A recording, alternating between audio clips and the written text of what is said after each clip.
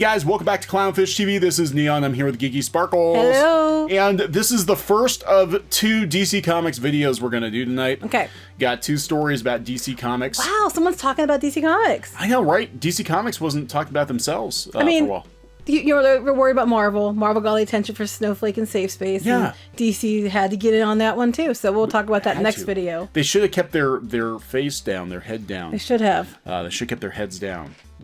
Anyway, we're going to talk about DC Comics. We're going to talk about the catastrophe, the cataclysm, the comic book cataclysm. Apparently, it's so controversial to talk about that your live stream will get shut down. Mm-hmm. But we're going to talk about what DC plans to do because we threw this out during the live stream and we never really did get an answer at the time. DC wanted to explore other distribution methods beyond Diamond. Mm-hmm. Why didn't anybody explore other distribution methods beyond Diamond years prior? I've been saying it for years. It didn't make any sense to me from a business standpoint. Because comics doesn't make sense from a business standpoint. See, that's the thing. People that come into comics from other businesses expect the comic book industry to work like an actual business, and it doesn't. Because Diamond having all that power was their own fault because they gave it to Diamond. They could, any of them, they could have got together and said, "Hey, we're distributing our own comics. We're cutting Diamond out of it," and they could have distributed their own years prior. Yeah, they could. But they didn't. No, because I think it was easy. I think it was just easy. Like, you just get everything from Diamond. Diamond drops your books off, and that was it. Nobody ever really stopped to think, well, some people did, and they were mocked. Yeah. Nobody really stopped to ask, well, what happens if Diamond goes under? Well, I think I asked you that once, and you were explaining to me back in the day when he was explaining to me how comics worked. When I mansplained. When you mansplained to me, because I didn't know how comics work, because I wasn't into comics before we got married. And I think my question to you was, why did they let one person, one company do that? I'm like, what happens if that company goes under? And you were like, I don't know. I was trying. Yeah, again, this just shows how freaking weird the comic book industry, and I'm using air quotes for industry, actually is. When you've got people that come in from the outside and you try to explain it to them, and it doesn't make sense on any level. Like, none of the decisions make sense on any level. You know your business model is completely flawed, right? So now we've faced the worst case scenario, which is Diamond has decided to shutter for the time being. They're only shipping what they have in their warehouses. They're laying people off. They're not taking new merchandise. I think it's going to be very easy for Steve Geppi to just be like, yeah, you know what? I think it's time to retire. Oh, is he going to keep his museum to himself open? Oh, I don't know. Does he still have his museum?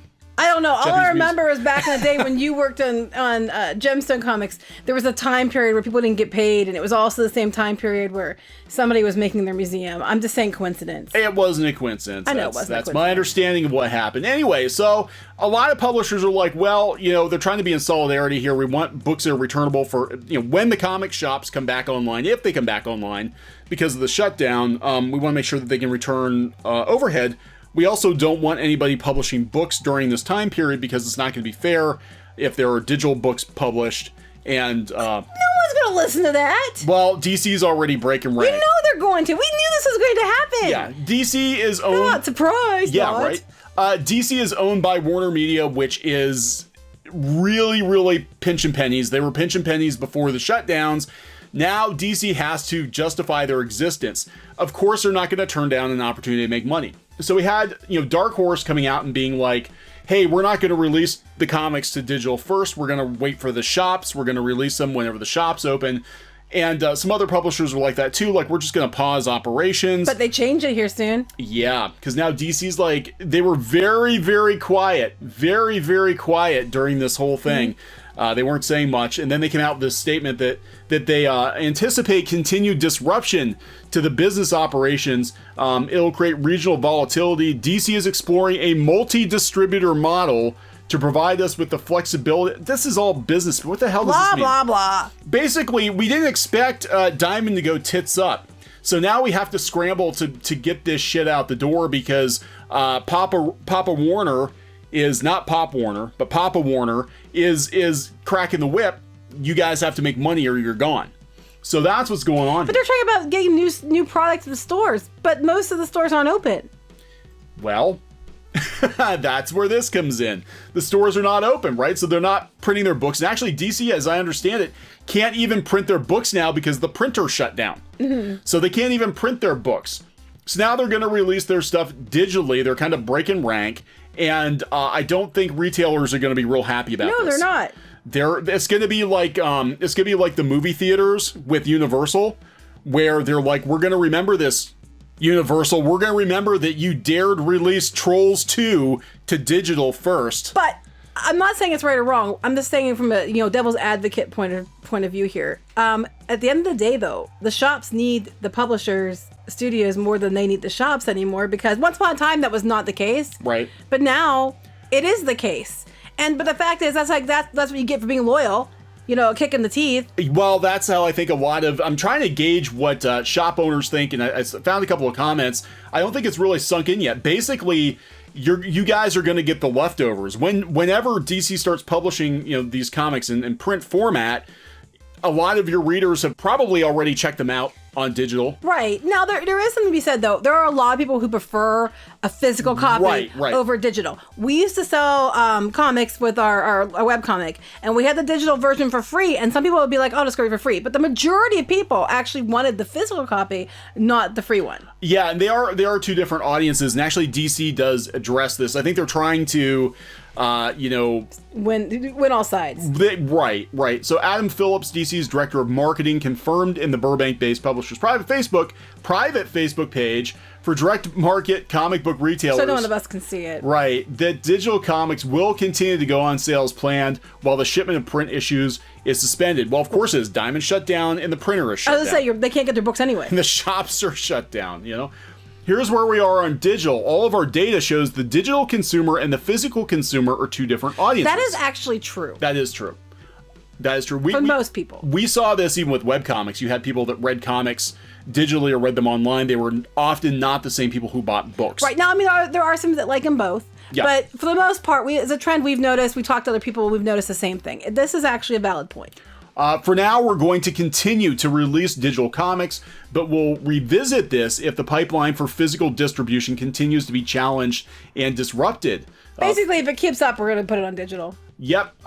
Phyllis was also asked if DC had discussed allowing retailers to sell codes for digital comics. That's a good idea. He said not yet, but we'll look into it. But you know why they won't do it? Because then they're just giving the retailers, all they do is get a code that's digital. There's no expense there, and they get to take a %. You know what I mean? They could just sell it directly and not have to share. Yep, so Archie is also releasing comics digitally. Marvel, we don't know what's going on there. Dark Horse said they're not going to do it. Some of the other smaller publishers have shut down completely. Well, some of the places that weren't going to do it might turn, tail and change it now, because how are they going to stay competitive? How are they going to stay in business? And that's what I did read another blog article out there, and I forget the blog, and my apologies, but they basically said, if they're not selling anything, if these publishers aren't selling anything, then there goes the publisher and there goes any future print. Yeah, exactly. It's the same thing we're seeing with movies. Mm-hmm. I mean, it sucks they're bypassing the theaters because they're cutting out the theaters. But at the same time, some of these places might have no choice because they have to have some money coming in, or they're going to go under. And then it won't matter if there's theaters, if there aren't any studios to produce films. So it's a chicken or an egg kind of thing. Yeah. And the retailers are going to be mad. I mean, they are, because they're probably, those that will survive this, if they can survive this, they're going to be like, well, we're going to have our customers come back, and then we're going to just kind of pick up where we're at. And then they're going to find out, like, well, wait a second, the Batman comic from 3 months ago, they already read it. They're not going to buy the physical one because they already read it. But, it just seems to me like this is a temporary thing and not a permanent. But these companies have to still bring in revenue. Well, the codes is a good idea, because people might actually go buy more of these digital codes or digital copies if they know that some of the money is going to support the comic book shop that they shop from. So it's not a bad idea. I don't know if they'll actually go along with it, but I think it's a good idea because it's a win-win for everyone. Well, they've done it before, so I do remember that. I do remember them selling codes, or the codes came free with the comics. California comic book retailer Ryan Higgins would support digital releases if the publishers would allow them to sell digital codes to their customers for Comixology. I agree. Something that had been done in the early years of the Amazon-owned digital comic readers past. I do remember that. I think that would be that's a nice solution that helps everyone, but it's going to depend on whether they want the entire pie or they'll be willing to share it, if it means the retailers will still be there when they go back to print. Well, here's the thing too. Because DC said they're looking at a multi-faceted distribution They're trying to replace Diamond? Yes, I think they are. Now, here's the thing. Is it worth it to Warner Brothers to let them spend the money to go through all this trouble just to sell comic books? Yeah, they'd have to be, it wouldn't just be comics. There've got to be other layers to it. I can't think they'd do it for just comics. Right. Or is there a multi-distribution plan? Basically, the single issues are digital because we can sell that on Amazon with Comixology, and then we just bundle everything into a trade paperback and we sell those through Amazon or sell it through, bookstores. I don't know. And we just bypass comic shops completely, because at the end of the day, as much as people want Marvel and DC to care about the comic shops, Marvel and DC are fighting to survive at this point. Disney's feeling the pinch, absolutely. WarnerMedia they were already under pressure to perform. Before this, DC was already under pressure. We saw Dan DiDio got gone. So if DC is making no money, well, they're gone. Me just recommend the comic shops. If I were you guys, here's what I would do. Because apparently loyalty doesn't work both ways. Right. Here's what I would do. I would start looking into other avenues. I would diversify. I would definitely start bringing in manga. Yeah. I would definitely start bringing in anime. I would bring in those kind of things. Why should you be, I mean, a lot of comic shops already have, but why should you stick with comics and be loyal to these guys? They're just going to turn around and backstab you the first chance they get, because, they might have to. It might just be a matter of they just don't want to wait. Whatever. The point is they're showing their true colors already. They're going to go around you and bypass you, and they don't really care what happens to you. Yeah, because I think that's the end goal for this, is that, they got to be looking at this like, well, Warner's probably like, why are we running all this material through the 2,000 comic shops that are left? Would we make more money if we just, ship directly to the consumer or something? Would we do better that way? And that might be a conversation that is coming up. Well, so no, that's why I think that the codes would be the way to go, because it helps everyone. They are not going to be thinking of the comic shops. They're trying to stay in business, and I get that, but they're not remembering where they came from. And I think that's a problem. I think comic shops need to try to diversify other things. Maybe instead of carrying their stuff, maybe carry the other comic companies that, are willing to work with you. And maybe not push Marvel and DC so much. I know they're the mainstream comic book superheroes, but they're losing their grip. They've been for years. Yeah, it's true. A lot of people in the comments on Newsarama are even like, if you don't want to see your local comic shop go buy back issues now. That's a lot of the comic shops that we dealt with. There are a couple, they sent emails out last year saying we're not even stocking new comics anymore. We can't sell them. We don't know what's going to sell, what's not going to sell. We know the back issues have value. We know that people buy those, so that's what we're doing. If they have events, support their events. Yeah. I mean, right now they can't, obviously. If they do things like that, support that. If you want to keep your comic books shops and stuff in play. But I think that the comic shops are gonna have to take a hard look at it, and they're gonna have to probably diversify out into other things, because Marvel and DC for sure are not something to be banking on. Yeah.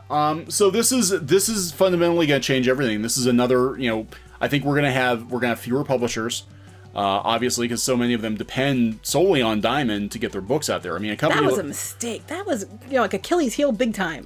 It wasn't that way when I first started going to comic shops when I was a kid. There were multiple distributors. At some point in time, everybody never really thought, hey, we need an alternative to Diamond. There was a lot of talk about it. That was one of the first things I said to you.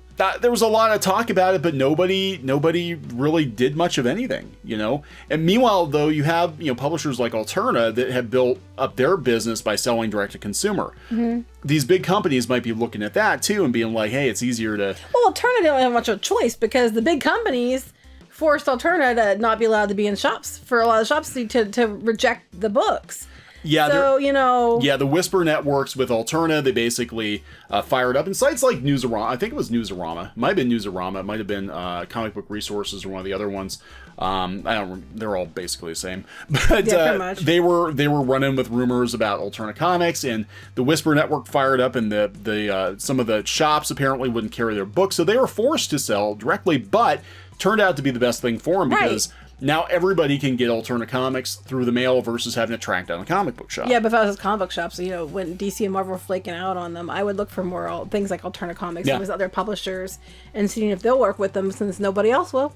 Well, Dark Horse seems to be holding back on everything now. I expect a change if everybody else comes out and goes digital. I expect them to change.